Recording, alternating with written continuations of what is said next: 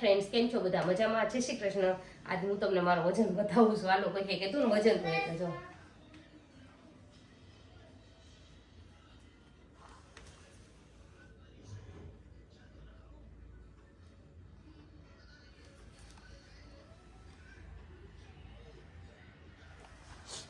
અમારું વજન છે. અમદાવાદ ગઈ હતી, મેં 60 કર્યું હતું, પાછું 1 kg વધી ગયું છે, કેમ કે ફરવામાં આમ જવામાં તેવામાં, એટલે વજન મારું વધી ગયું છે.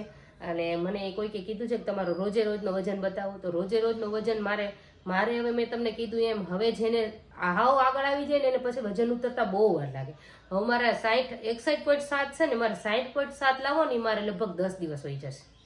એટલે હિંમત નહીં હારવાનું, ધીરે ધીરે આપણે વજન લાવવાનું. જે છીએ એમાં તો આપણે ખુશ છીએ ને, એમ રાખીને એના ઉપર રહેવાનું છે. આપણે ડાયટ મૂકવાનું નથી. જો તમે એમ રાખીને ચાલશો ને તો તમારું વજન આજે થોડુંક અટકી ગયો છે ને, એ ધીરે ધીરે ઘટતો જશે. એ તમને વજનને તમારે હરાવવાનું છે. વજન નથી ઘટતું એમ કરીને આપણે નથી હારવાનું. આપણે એમ રાખવાનું છે કે નથી ઘટતો તો કંઈ નહીં, 61 થઈ ગયું. અત્યારે કે હું 61 થઈ ગયું છે ને, કંઈ નહીં, હું પણ મારા ડાયટ ઉપર રહીશ. મારે પાછું મારે એનિવર્સરી આવે તો મારે ઘટાડવું છે. જે થાય એ આમનામ ડાયટ ઉપર રહીશ એટલે વજન હારી જશે કે આ નહીં હવે હટે, એટલે એ વજન ધીરે ધીરે ઘટશે જ આપણું, એના જેવું એમ. એટલે ભલે લાંબો ટાઈમ થાય, પણ તમે કન્ટિન્યુ તમારા ડાયટ ઉપર રહેજો. પછી ધીરો ઉતરશે, પણ ઉતરશે જરૂર લાંબા સમયે. પણ એક સ્ટેપ બાય સ્ટેપ ભલે ઉતરતો, પછી આપણે જેટલો ઉતરવાનો ખાસ હતો એ તો મેન ઉતરી ગયો છે. ધીરે ધીરે ભલે ઉતરતો પછી એવી રીતે રાખજો. ચલો આગળ આજ આખો દિવસ તમને બતાવી કેવો રહે છે મારો એમ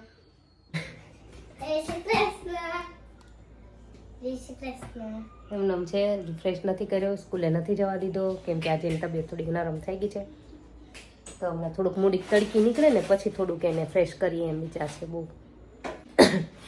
તડકી થોડીક નીકળી જાય ને પછી એને ફ્રેશ કરીએ એમ વિચાર છે. એટલે હજુ એને ફ્રેશ નથી કર્યું. થોડુંક તડકી થઈ જાય પછી ગરમ પાણી ન દઈ દઉં, થોડુંક ઓલું છે એટલે.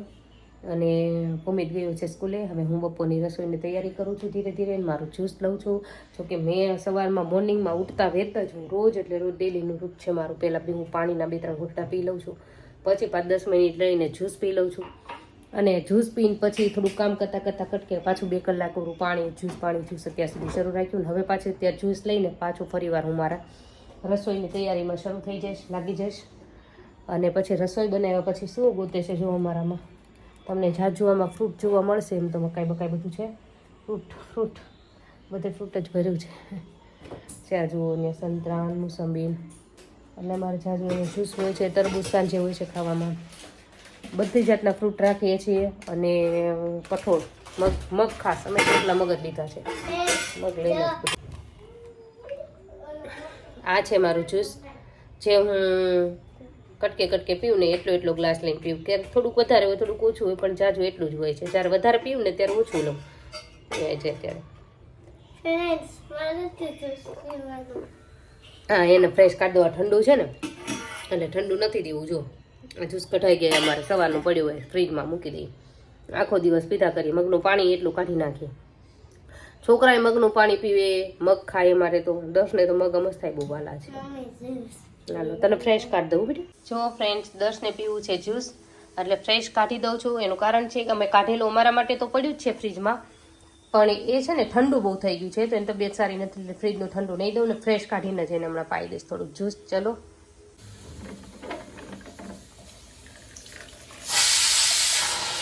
એ બાજુ થાય છે મગની શીખી,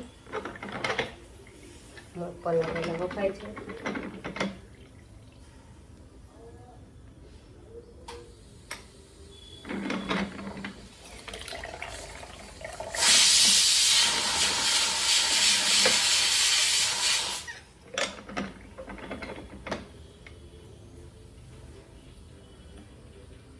તો સાવ નીકળી જઈશ.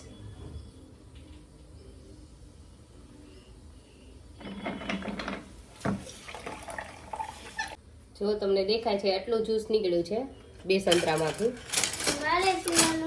હા, એ 10 ને પીવાનું છે જ્યુસ.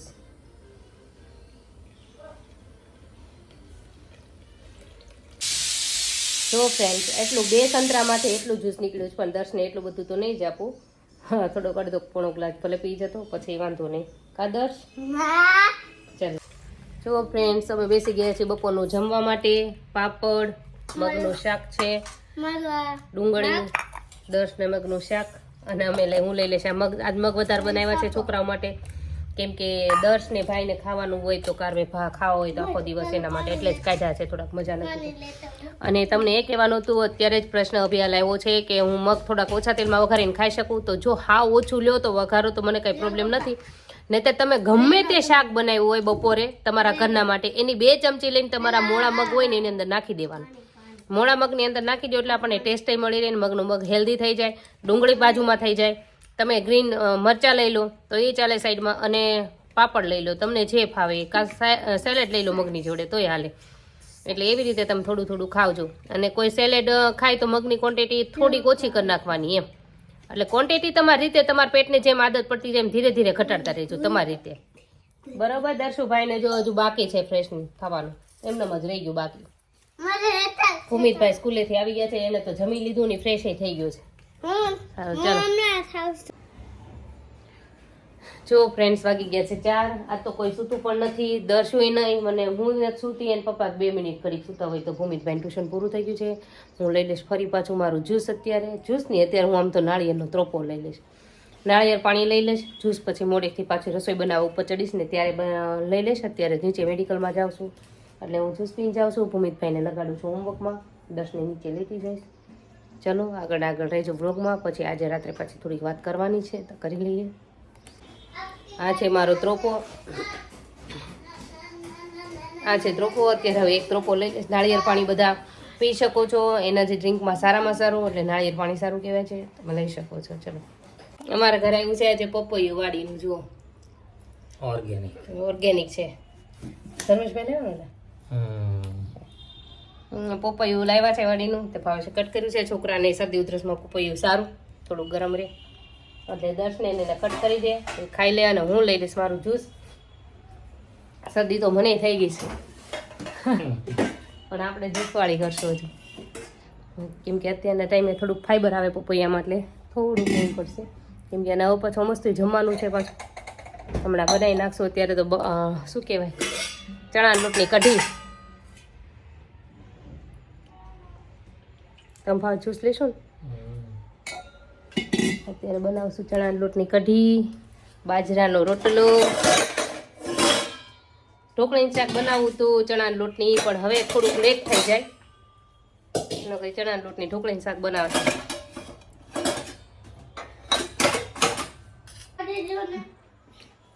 ગોતી દઉં. ચાલો ફ્રેન્ડ્સ, હમણાં ગોતી દઉં. ચાલો ફ્રેન્ડ્સ જ્યુસ લઈ લઉં છું મારું. ભાવે છે જ્યુસ પી લે છે, પછી રસોઈ કરી નાખું ફટાફટ. હજુ જમવાની વાર છે, હજુ 6:10 થઈ છે.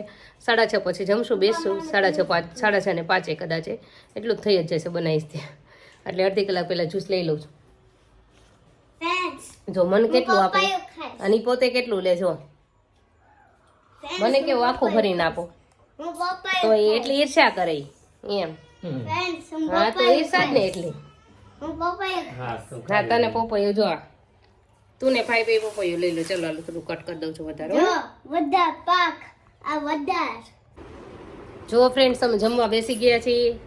કઢી મરચાવાળી, આખા મરચાવાળી, રોટલો, પાપડ, અને આજ ભાભીની આવ્યા છે. ભાભી જય શ્રી કૃષ્ણ. જય શ્રી કૃષ્ણ. એટલે જો મંચુરિયન મંગાવ્યું છે. રસોઈ બની ગયા ને પછી આવી ગયા.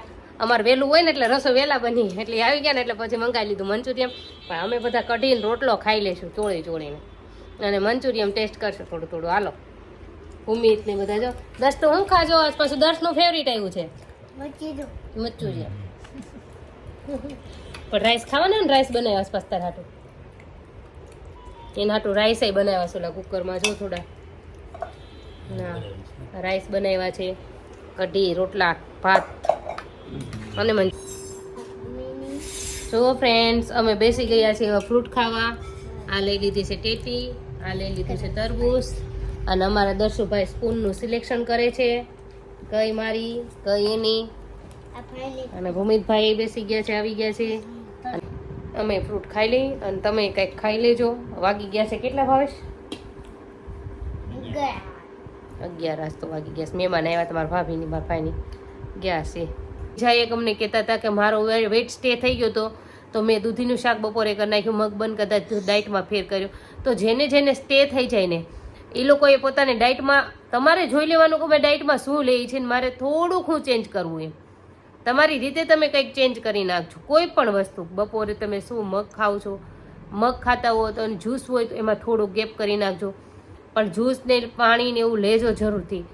એટલે તમે થોડું થોડું કાંઈક થોડોક ફેરફાર કરજો. સાંજે ભલે ચોથા ભાગનો રોટલો અડધો લેતા હો તો તમે થોડી ક્વોન્ટિટી ઘટાડતા રહેજો તમારી રીતે. તમારી હોજરીને જે રીતે આદત પડતી હોય એ રીતે ધીરે ધીરે કરજો. જ્યારે વજન સ્ટે થઈ જાય ત્યારે સમજી લેવાનું કે આપણી બોડીએ આ ડાયટ એક્સેપ્ટ કરી લીધી છે એક ધારી, એટલે મારો વજન સ્ટે થઈ ગયો છે, એટલે મારે આમાં થોડોક ફેરફાર કરવો પડશે. તમારી બોડી એને એક્સેપ્ટ કરી લીધું, એને કળી ગઈ છે કે નહીં મને આ વસ્તુ રોજ મળવાની છે, એટલે ત્યાંથી પછી ઉતરતું બંધ થઈ જાય એના જેવું. એટલે તમે થોડી થોડી કરજો. અને એક બીજાનો હતો પ્રશ્ન કે મને માથું દુખે છે ભૂખ્યા પેટે, ભૂખ્યા નથી રહેવાતું. ભૂખ્યા પેટે કોઈને ગેસ થતું હોય, ગેસનું માથું દુખતું હોઈ શકે, તો તમે છે ને 2 કલાકે ફ્રૂટ લો, મગ વધારે કરી નાખો, મગનું પાણી લો. ભૂખ્યા બહુ નહીં રહેતા. ભૂખ્યા કઈ રીતે રહેવાનું છે તમારે? સાવ થોડું થોડું રહેવાનું છે, થોડું થોડું, બહુ નહીં રહેતા. 2 કોળિયા છે કે 4 કોળિયા રહ્યો, બહુ નહીં. પછી પાછું એમાંથી 4 કોળિયા ધીરે ધીરે ઓછા કરો. તમે તમારું શરીર છે, તમને ખબર હોય કઈ રીતે મારે કરવાનું છે. મેં તમને આ ડાયટ દીધી છે, તમે ટ્રાય કરી એકારે બહુ ઝાઝી કરી લીધી હોય, માથું દુખતું હોય, બહુ ભૂખ્યા લાગતા હો તો વટાણા મેં તમને કીધા સોપ્શનમાં, તો ફ્રૂટ રાખો. અને તમને જો માથું દુખતું હોય ને બહુ વધારે લાગતું હોય તો તમે એકવાર તમારી બોડી તમે ટ્રાય કરો. તમારું શરીર તમને ખબર છે કે મને કઈ વસ્તુથી કેમ થાય છે. ભૂખ્યા રહેવાથી તમને માથું દુખે છે, તો કેટલું ભૂખ્યું રહેવાથી તમને માથું દુખે છે એ તમે જુઓ. તમને એમ થાય છે કે હું એટલી બધી ભૂખી રહું તો માથું દુખે છે, તો તમે થોડા રહીને જુઓ ત્યારે માથું દુખે છે કે નહીં દુખતું એમ. એમાં તમે ટ્રાય કરો કે શેના કેટલું ભૂખ્યું રહેવાથી મને માથું દુખે છે. થોડુંક રહેવાથી જો તમને કાંઈ ન દુખતું હોય તો બીજે દિવસે પછી 5 દિવસ તમે એટલું ભૂખ્યા રહ્યો ખાલી, પછી પાછા થોડોક વધારે ભૂખ્યા રહ્યો. એમ ધીરે ધીરે તમે ભૂખ્યું રહેવાની આદત પાડશો તો તમને માથું દુખતું બંધ થઈ જશે કદાચ. પણ એકારે બહુ જાજુ ભૂખ્યું ન રહેતા. અને જે વસ્તુથી તમને ગેસ થતી હોય તમારા શરીરમાં એ વસ્તુ તમારે જોવાની, એ તમે થોડુંક ઓછું ખાજો, એટલે કદાચ એનાથી તમને માથું દુખાવાનો પ્રોબ્લેમ ઓછો રહે. જોજો તમે મગ વસ્તુથી તો ગેસ ના થાય કા ભાવેશ?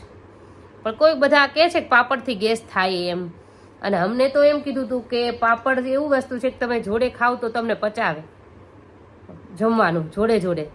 એટલે બધાની રાય અલગ અલગ હોય, અમારી રાય અલગ, કોકની રાય અલગ હોય. અને કોઈ કહેતું હતું બ્લડ પ્રેશરવાળાને પાપડમાં ખારો આવે તો ન ખવાય, તો એ લોકોને સ્કીપ કરી દેવો પાપડ, અને બીજું બધું ઓપ્શનમાં ફ્રૂટ બ્રૂટ બધું લેવું. અને બીજા કોઈને જો કંઈ પ્રશ્ન હોય તો કહેજો, આન્સર દેવાનો પ્રયત્ન કરશો મારાથી બનશે એટલો. અને તમને અમારો વિડીયો ગમ્યો હોય તો લાઇક, શેર, સબસ્ક્રાઈબ જરૂરથી કરજો. Thank you.